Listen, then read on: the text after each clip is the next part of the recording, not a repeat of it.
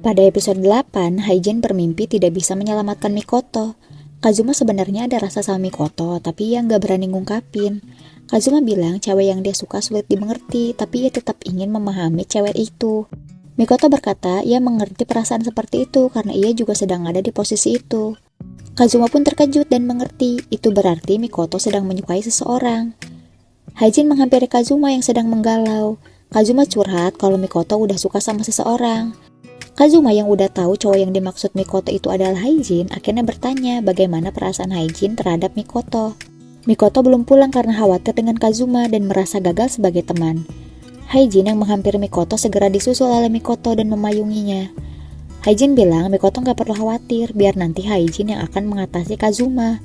Mikoto merasa tidak tahu apapun tentang Haijin sampai mau ganti tahun lagi. Haijin menelpon Mikoto dan mengajaknya melihat matahari terbit di tahun baru. Tapi Mikoto malah mengajaknya di kuburan karena ia cuma kepikiran tempat ini supaya bisa berduaan di luar ruangan. Secara kan mereka guru sama murid. Haijin memberikan minuman kepada Mikoto, tapi Mikoto nggak langsung minum. Haijin pun menggoda Mikoto yang pasti sedang memikirkan ciuman tidak langsung kalau ia minum itu.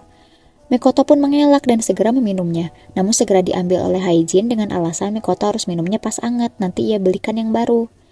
Mikoto pun bingung karena merasa tingkah laku Haijin aneh belakangan ini. Mikoto berkata Haijin terus memikirkan keselamatannya dan keberatan dengan ciuman tidak langsung. Haijin berkata jangan bilang begitu dong, kesannya aku yang biasanya seperti pria sinting. Mikoto bertanya apakah Haijin sedang membuat jarak atau batasan. Haijin jawab yang gak niat buat jarak, tapi akhir-akhir ini ia mengalami mimpi buruk. Ditambah dari dulu dia memang sulit tidur. Mimpi tersebut adalah Haijin yang terlambat menyelamatkan Mikoto. Mikoto menenangkan Haijin dan berkata, "Pak Guru, aku ada di sini sekarang karena waktu itu dirimu menyelamatkanku. Hidupku juga berubah setahun ini, padahal dulunya kesepian. Tapi sekarang aku bisa bertahan hidup berkat dirimu, jadi sekarang aku baik-baik saja." Haijin pun tersenyum dan merasa lega. Matahari pun terbit meskipun Haijin salah menunjuk arah terbitnya di barat, sejak kapan coba dari barat. Dan tahun baru pun dimulai. 3 hari kemudian, Mikoto datang ke rumah Haijin untuk memastikan Haijin tidur, karena Haijin yang sulit tidur. Haijin bilang justru kalau dilihatin Mikoto, dia nggak bisa tidur. Haijin juga bertanya kenapa Mikoto terlihat tampak pusing, lalu menawarinya air minum. Mikoto menolak dan menjawab ia sudah bersumpah tidak akan minum air putih sampai Haijin tidur. Haijin terkejut, berarti udah 3 hari Mikoto nggak minum. Mikoto jawab ia masih bisa bertahan 2 hari lagi.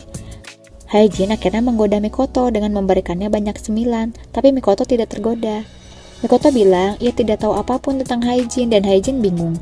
Haijin bertanya berarti Mikoto belum baca surat bunuh diri yang ada di cemilan hadiah Natal kemarin. Mikoto malah bingung juga. Jadi Mikoto ini gak periksa hadiah Natal Haijin sampai bawa cemilan. Haijin akhirnya tidak membahasnya dan bersiap tidur sambil diilusi oleh Mikoto. Haijin tiba-tiba bangkit dan meminum air lalu mentransfer air tersebut ke Mikoto. Haijin bilang sebagai guru ia tidak bisa membiarkan muridnya mati karena tidak minum air. Lalu Haijin memegang tangan Mikoto dan lanjut part 2. Dan ternyata itu hanyalah mimpi mesumnya si Haijin. Tapi kayaknya nggak mimpi sih, soalnya air minumnya berkurang.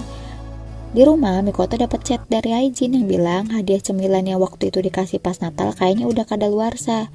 Mikoto pun akhirnya segera memeriksa dan di bawahnya ada surat bunuh diri. Dalam surat itu tertulis, "Pada hari itu, seharusnya aku mati.